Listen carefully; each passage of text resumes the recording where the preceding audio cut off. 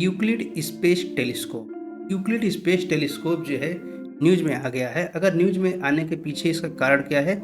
European space agency ने एक Euclid mission launch किया है, जिसका फर्स्ट इमेज वो रिलीज करने वाले, जो इमेज ने इमेज कैप्चर किया है उस इमेज को वो जो है रिलीज करने वाले हैं। तो जो यूक्लिड स्पेस टेलीस्कोप है, आइए जरा देखें इसके कुछ स्पेसिफिकेशन क्या हैं और इसके जो है डिजाइनिंग किस तरीके से की गई है। अगर यूक्लिड जो है देखा जाए, ये करीब करीब जो है इसकी फर्स्ट पार्ट को देखा जाए, ये स्पेस एक्स के फाल्कन 9 से लॉन्च किया गया है केप कैर्नेवल फ्लोरिडा से। और ये जो है 15 लाख किलोमीटर यानी 1.5 मिलियन जो है पृथ्वी से दूर अपोजिट जो है डायरेक्शन में, यानी L2 पॉइंट जिस पर आदित्य 11 को लॉन्च किया गया, वहाँ पर ये जाकर के रिवोल्यूशन करेगा। उसके बाद जो है वहाँ पर जब पहुँचेगा तो ये वहाँ पर जो है जेम्स वेब टेलीस्कोप जहाँ पर है वहीं पर ये भी लोकेट किया जाएगा और ये फिर जो है स्पेस की यूनिवर्स की स्टडी करेगा। इसके अलावा देखा जाए तो यूक्लिड जो है ये एक्चुअल में सन शील्ड इस पर लगे हुए ब्लॉक्स वगैरह, जो कि सन से लाइट तो आएगी जैसा कि हम इमेज में देख रहे हैं, और सेकंड पोर्शन जो टेलीस्कोप का है उस पर कोई भी सनरे नहीं पड़ेगी, डैमेज नहीं होगा। उसके बाद देखा जाए जो फिफ्थ पॉइंट है वो रिप्रेजेंट कर रहा है कि जो डीप स्पेस है उसकी मैपिंग की जाएगी 10 बिलियन लाइट ईयर्स एगो, यानी 10 बिलियन जो लाइट ईयर है उससे जो है ये स्टडी किया जाएगा हमारा स्पेस यूनिवर्स का इवोल्यूशन कैसे हुआ। स्पेशली हमें अपने स्पेस का, अपने यूनिवर्स का इवोल्यूशन देखना है कि किस तरीके से उद्भव का विकास हुआ। इसके अगर देखा जाए तो बहुत सारे साइंटिस्ट इसको एनालिसिस करेंगे। आइए जरा देखा जाए कि इसके स्पेसिफिकेशन क्या है, इसके बारे में आइए। इसको जो है इसी साल 1 जुलाई 2023 को लॉन्च किया गया है और ये जो है यूक्लिड जो है जा रहा है, जब लॉन्च किया गया है तो लॉन्च करने के 2 वीक के बाद ये जो है उसके पाथ की तरफ बढ़ेगा, लेकिन चौथे वीक में मात्र 28 दिनों में ये 15 लाख किलोमीटर की दूरी को कवर कर लेगा और लैग्रेंजियन पॉइंट पर चला जाएगा। और 4 वीक के बाद देखा जाए तो एक जो है महीने से 3 महीने के बीच में ये वहाँ पर रहेगा। साइंटिफिक इंस्ट्रूमेंट को जो है टेस्टिंग की जाएगी, उनके परफॉर्मेंस चेक किए जाएंगे, वहाँ से डाटा लिए जाएंगे और 3 महीने के बाद जो है वहाँ से वो सर्वे अपना स्टार्ट करेगा। एक्चुअल में देखा जाए तो ये अपना सर्वे स्टार्ट कर चुका है और सर्वे स्टार्ट करने के बाद इसके जो है कुछ डाटा हमें मिल गए हैं और इसी डाटा को अब रिलीज किए जाने वाला है। जैसा कि हम इस फिगर में देख सकते हैं कि सन से अपोजिट जो है अर्थ के सेकंड पोर्शन में जो है यूक्लिड ऑर्बिट लगाया गया है और वहाँ पर इसको लॉन्च कर दिया गया, इस्टेब्लिश कर दिया गया। अगर यूक्लिड देखा जाए तो यूरोपियन स्पेस एजेंसी का एक कॉस्मिक विजन प्रोग्राम के तहत लॉन्च किया गया है। इसका जो मेन एम क्या है, origin to explore the origin and component of the universe, यानी एक्चुअल में यूनिवर्स का जो है इवोल्यूशन कैसे हो, एक्चुअल में ओरिजिन कैसे हो, जिसे हम बिग बैंग से देखते हैं या स्टडी स्टेट थियरी के कॉन्सेप्ट से लगाते हैं।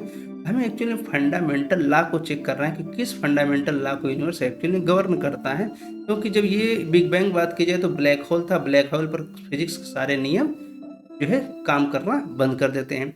जो हमारा मेन गोल एक्चुअल में है वो डार्क साइड, जो यूनिवर्स का डार्क साइड है, जो हम डार्क मैटर या डार्क एनर्जी की बात करते हैं, उसकी हमें स्टडी करना है, उसको इन्वेस्टिगेट करना है। अभी हम जब बात करते हैं यूक्लिड, तो ये यूक्लिड कौन है? तो एक्चुअल में ग्रीक जो है एक मैथमेटिशियन यूक्लिड ऑफ अलेक्जेंड्रिया, जो कि 300 BC इनका जो है जन्म हुआ था, यानी आज के बहुत 2300 साल पहले जो है इनका जन्म हुआ था, जिनको हम ज्योमेट्री में पढ़ते भी हैं। और इसका जो यूक्लिड मिशन है, इसका मेन काम क्या है, 3D मैपिंग किया जाएगा, यानी यूनिवर्स का पूरे ब्रह्मांड का 3D मैपिंग करेंगे। जैसे हम बात करते हैं x y z and t 4 dimension में, तो 4 डायमेंशन में एक्स वाई जेड टी लेते हैं, लेकिन यहाँ पर हम जेड को नहीं लेंगे और एक्स वाई एंड टी को लेंगे, यानी 2 डायमेंशन हमारा स्पेस में होगा और 3rd डायमेंशन हमारा टाइम होगा, जो कि 10 बिलियन लाइट ईयर पहले जा करके पृथ्वी ने पूरे यूनिवर्स को स्टडी करेगा। और ये पूरे यूनिवर्स का जो है लगभग 1/3 जितना हमको जानकारी है, 1/3 करीब 33% स्काई को ये स्टडी करेगा। अब हमारे पास इसका जो है मेन पर्पज क्या है, ये रिवील क्या करेगा, तो जो डार्क एनर्जी है उनको जो है एक्चुअल में देखा जो कैसे इन्फ्लुएंस होते हैं, जो स्ट्रेचिंग करते हैं, सेपरेशन मैटर का जो कॉस्मिक टाइम पर डिफरेंट मैटर का जो कैसे सेपरेशन हुआ और कैसे एक्सपेंशन हुआ, ये चीज़ें हम देखेंगे। आइए ज़रा देखा जाए कि जो स्पेसक्राफ्ट है उसके इंस्ट्रूमेंट क्या क्या हैं। तो यूक्लिड स्पेसक्राफ्ट में एक्चुअली में देखा जाए तो 4.7 मीटर इसकी ऊंचाई है और 3.7 मीटर इसके डायमीटर को रखा गया है। इसमें 2 मेजर कंपोनेंट लगाए गए हैं, पहला सर्विस मॉड्यूल और दूसरा पेलोड मॉड्यूल। तो हम देख रहे हैं कि इसमें सर्विस मॉड्यूल और पेलोड मॉड्यूल है। ये जो पोर्शन है ये सन जो है शील्ड है, यहाँ से सन को जो है लाइट आएगी तो इसको जो है ऑपरेटर्स को बचाएगा, सन के डैमेज होने से बचाएगा। इसमें देखा जाए जो फर्स्ट पार्ट है पेलोड मॉड्यूल, उसमें जो है 1.2 मीटर डायमीटर का एक टेलीस्कोप है और इसमें दो साइंटिफिक इंस्ट्रूमेंट है। पहला क्या है, एक विजिबल वेवलेंथ कैमरा लगा है जो विजिबल इंस्ट्रूमेंट VIS, और नियर इंफ्रारेड कैमरा स्पेक्ट्रोमीटर लगे हैं जो कि नियर इंफ्रारेड स्पेक्ट्रोमीटर और फोटोमीटर या ISP, ये दो ऑपरेटर्स इसमें लगे हुए हैं। और देखा जाए नेक्स्ट जो है सर्विस मॉड्यूल, इसमें एक सेटेलाइट सिस्टम लगाया गया है जो किसका मेन पर्पज क्या है, सेटेलाइट सिस्टम है उसमें जो इलेक्ट्रिक पावर जनरेशन, उनके डिस्ट्रीब्यूशन को, एल्टीट्यूड का कंट्रोल किया जाए, कितनी ऊंचाई तक पहुंचा है उसको हम कंट्रोल कैसे करेंगे, फिर डाटा को प्रोसेसिंग करना है, फिर जो है प्रोपल्सन को देखना है, और टेली कमांड, टेलीमेट्री और थर्मल कंट्रोल भी करने का काम सर्विस मॉड्यूल में रखा गया है। तो यानी हम देखा जाए तो दो मॉड्यूल में ये अपने काम को कंप्लीट कर रहे हैं। नेक्स्ट देखा जाए जो ये ऑर्बिट की हम बात कर रहे हैं, ये जो ऑर्बिट में रिवोल्यूशन कर रहे हैं, ये जो बहुत बड़ा ऑर्बिट है जो सन के चारों तरफ ये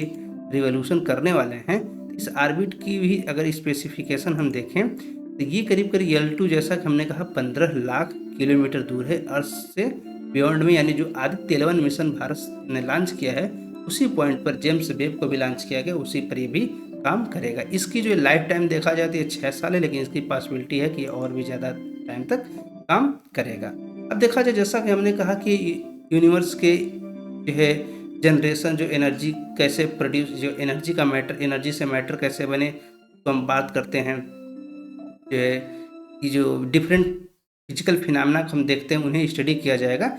तो डार्क एनर्जी क्या है, डार्क एनर्जी देखा जाए तो एक्चुअल में एक मिस्टीरियस फोर्स है जो क्रिएट करता है, जो रेट ऑफ एक्सपेंशन हमारे यूनिवर्स का है उसको ये डिसाइड करता है।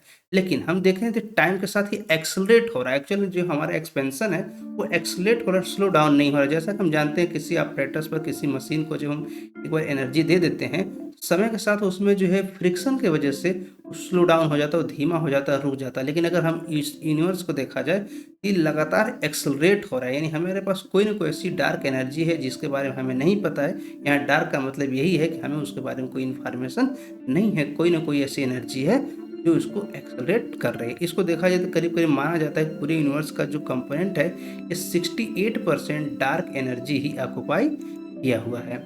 और देखा जाए तो एक्चुअल में इट्स नॉट मैटर और energy in the conventional sense, जो कन्वेंशनल सेंस हम एनर्जी या मैटर की बात करते हैं वो नहीं है।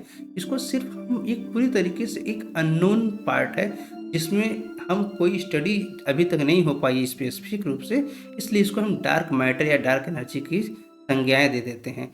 अदरवाइज इनका सेंस वो नहीं है जो हमारे पृथ्वी पर मटेरियल्स का होता है। क्यों? क्योंकि जो इलेक्ट्रोमैग्नेटिक फोर्सेज होती है, किसी दो पार्टिकल के बीच, दो बॉडी के बीच जब इंटरेक्शन होता है तो इलेक्ट्रोमैग्नेटिक फोर्स वहाँ लगती है। जैसे हम फ्रिक्शन की बात करें, जो फ्रिक्शन एक फोर्स है वो खुद एक इलेक्ट्रोमैग्नेटिक फोर्स का ही एग्जाम्पल है। वहाँ पर हमको कोई ऐसी फिनोमेना ऑब्जर्व नहीं होती है, कोई इंटरेक्शन ऑब्जर्व नहीं होता है, इसलिए जो सेंस हमारा जो है मैटर एनर्जी का वो यहाँ पर नहीं है। नेक्स्ट देखा जाए जो डार्क मैटर है, ये भी देखा जाए कि मिस्टीरियस स्टफ है और यूनिवर्स का कोई भी ऐसा पार्ट नहीं है जिसको हम कह सके कि डार्क मैटर है, या किसी ने भी डार्क मैटर को देखा नहीं है। फिर भी माना जाता है कि जो हमारे जो मैटर है, डार्क मैटर है, करीब करीब जो 80% जो है पूरे यूनिवर्स में जितने मैटर है उसका 80% ये डार्क मैटर ही उसे ऑक्युपाई किया हुआ है और ये कम्प्लीटली इनविजिबल है। सबसे बड़ी बात यह है कि इनविजिबल मैटर है और इसे हमने अभी तक नहीं देखा है, किसी भी तरीके से इसको डिटेक्ट नहीं किया गया है। तो अगर देखा जाए तो इसमें से एक्चुअल में कोई लाइट इमिट नहीं होती है, कोई एनर्जी इमिट नहीं होती है, इसलिए हम कन्वेंशनल तरीके से, कन्वेंशनल सेंसर जो है, डिटेक्टर हैं, उनके माध्यम से इसे डिटेक्ट नहीं कर पाए हैं। तो ये था जो है यूक्लिड टेलीस्कोप के बारे में। अगर आप चैनल पर नए हैं तो चैनल को सब्सक्राइब जरूर करें। Thanks for the watching the video. जय हिंद।